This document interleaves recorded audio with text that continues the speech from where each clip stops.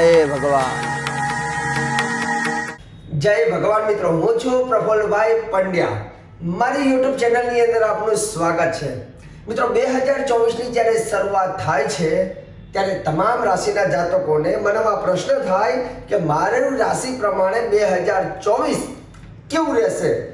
તો દરેક રાશિઓના વિડીયો પણ અમે અમારી યુટ્યુબ ચેનલ ઉપર અપલોડ કર્યા છે, જેમાં આગળ મેષ, વૃષભ, મિથુન અને કર્ક 4 રાશિઓના વિડીયો મેં અપલોડ કર્યા હતા. પરંતુ આજે હું જે વિડીયો અપલોડ કરીશ જેમાં સિંહ રાશિ અને કન્યા રાશિના કેવા રહેશે રાશિ ભવિષ્ય 2024નું, શું કરવું શું ન કરવું, કેવા કરવા ઉપાય, કઈ બાબતનું રાખવું ધ્યાન, સંપૂર્ણ જાણકારી આપીશ મારી યુટ્યુબ ચેનલ ઉપર મારા વિડીયોની અંદર. તો મિત્રો વાત કરીએ સિંહ રાશિ. રાશિ ચક્રની 5મી રાશિ છે સિંહ રાશિ, જેના 2 અક્ષર છે મ અને ટ અક્ષર. સિંહ રાશિ માટે એવું કહેવાય છે કે 7મે શનિ, 9મે ગુરુ અને 8મે રાહુ છે, જેથી વ્યવસાયની અંદર એકંદરે લાભ ચોક્કસ જોવા મળશે. સિંહ રાશિવાળાને મુસાફરીના યોગ પણ બનશે.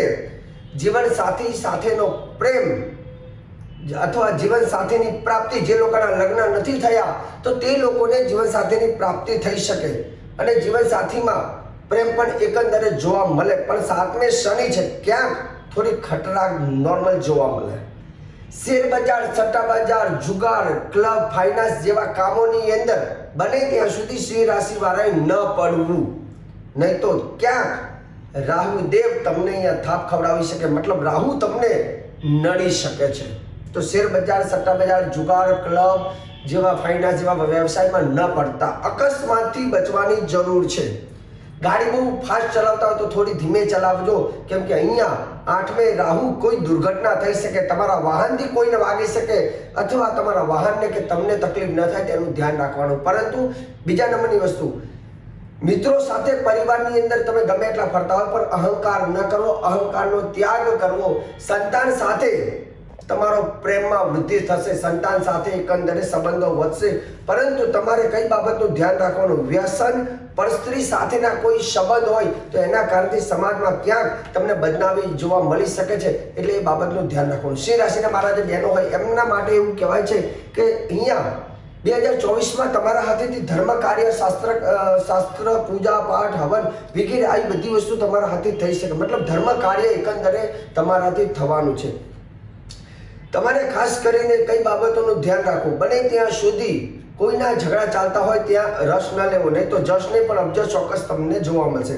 તમારો સ્વભાવ એકંદરે થોડો કડક હોઈ શકે, અહંકાર અને ગુસ્સો હોઈ શકે. કોઈ તમને કામ ભરાવે પરંતુ પ્રેમથી વાત કરશે તો ચોક્કસ તમે એનું માન રાખીને એનું કાર્ય કરશો. વિદ્યાર્થીઓ માટે વાત કરીએ તો વિદ્યાર્થીઓ માટે આ વર્ષે મહેનત વધારે કરવાની જરૂરિયાત છે. સિંહ રાશિના જાતકોએ સૌથી વધારે શું કરવું? ભગવાન ભોલેનાથની પૂજા કરવી અને રાહુદેવના જાપ કરવા. તો મિત્રો આ હતી સિંહ રાશિના જાતકો માટે એમનું રાશિ ભવિષ્ય કેવું રહેશે. તો મિત્રો હવે હું વાત કરીશ કન્યા રાશિ વિશે, જે રાશિ ચક્રની 6ઠી રાશિ છે અને કન્યા રાશિના 3 અક્ષર પ, ઠ, ણ. કન્યા રાશિના જાતકો એવું કહેવાય છે કે 2024ની અંદર ભગવાન શનિ મહારાજ 6ઠે શનિ, 8મે ગુરુ અને 7મે રાહુ બને છે. તો જેના કારણથી કન્યા રાશિ માટે 2024માં કઈ બાબતનું ધ્યાન રાખવું, તો કે મિત્રોથી લાભ થશે.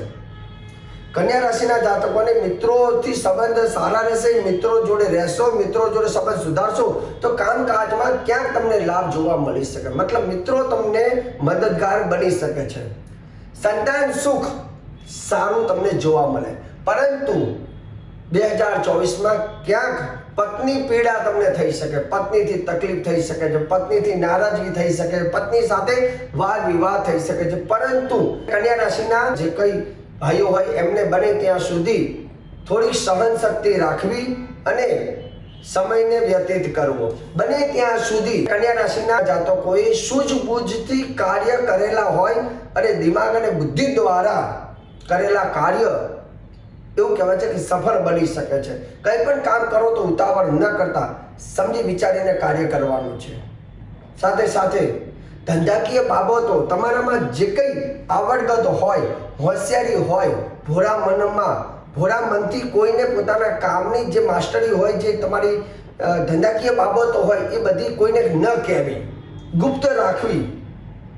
બને ત્યાં સુધી કન્યા રાશિના જાતકોએ જે લોકો નેગેટિવ વિચાર ધરાવતા હોય, જે લોકો ખાસ કરીને આળસ બહુ કરતા હોય, એવા વ્યક્તિઓનો સંગ બને ત્યાં સુધી 2024માં ટાળજો. કેમ કે તમારે 2024માં મહેનત કરશો તો સારું ફળ પ્રાપ્ત કરવાનું છે. એ તૈયારી સાથે આગળ ચાલવું. બીજા નંબરની વસ્તુ, જે લોકો બીમાર હોય, રોગી હોય, એમની જોડે બને ત્યાં સુધી ન ઊભું રહેવું તમારા માટે સારું રહેશે. નહીં તો તમને પણ ક્યાંક રોગ થઈ શકે છે. તમે કદાચ જો કન્યા રાશિના જાતકો કોઈ ભાગીદારીમાં પડ્યા હોય તો ભાગીદારીની અંદર કદાચ કોઈ ગેરસમજ ઊભી ન થાય તેનું તમારે ધ્યાન રાખવાનું છે. શાંતિ અને ધીરજ તમારે રાખવી પડશે. ક્યાંય કોઈ પૈસાની લેવડ દેવડ હોય તો ઉતાવળે સંબંધ ન બગાડતા થોડી શાંતિ અને ધીરજ રાખજો. ફરવાના યોગ એકંદરે સારા બની શકે છે. શરીરમાં નાની મોટી કમજોરી જોવા મળી શકે છે. ગુસ્સાનો તમારે ત્યાગ કરવો પડશે. જીવનસાથીની વાતને બરાબર તમારે સમજવી પડશે. બહેનોને પણ વાત કરીએ કે કન્યા રાશિના જે બહેનો છે એ લોકોએ બને ત્યાં સુધી પતિ પત્નીમાં મતભેદ ના થાય એનું ધ્યાન રાખજો. કેમ કે તમારા મતભેદથી લોકોમાં આનંદ થશે અને લોકોને મજા આવે એવું કોઈ કામ ના કરતા. ઘરની વાત ગુપ્ત રાખજો. બને ત્યાં સુધી જીવનસાથીની વાતને સમજવાની કોશિશ કરજો. અને એકંદરે કન્યા રાશિના બહેનો માટે બીજા ગ્રહોની કન્ડિશન સારી છે. વિદ્યાર્થી માટે પણ એકંદરે આ વર્ષ તમારા માટે શુભ છે. વાહન બને ત્યાં સુધી વાહન વિદ્યાર્થીઓ ચલાવતા હોય તો ફાસ્ટ ન ચલાવવું એનું ધ્યાન રાખવાનું. વિદેશ જવાના ક્યાંક યોગ બનશે પણ શરૂઆતના સમયમાં થોડા વિઘ્ન જોવા મળી શકે છે. કન્યા રાશિના જાતકોએ શું કરવાનું છે?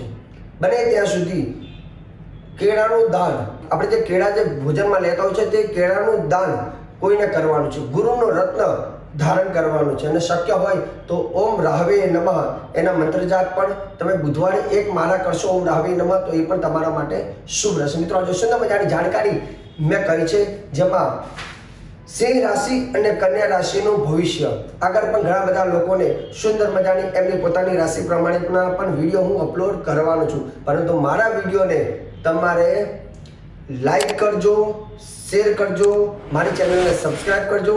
અને જ્યોતિષ અંગેનું કંઈ પણ કામકાજ હોય તો અમારું કાર્યાલય ઓમ જ્યોતિષ કાર્યાલય જે અમદાવાદમાં આવેલું છે, આપ ત્યાં એપોઇન્ટમેન્ટ લઈને આપ પધારી શકો છો.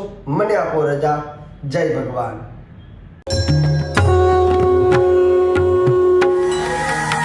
જય ભગવાન.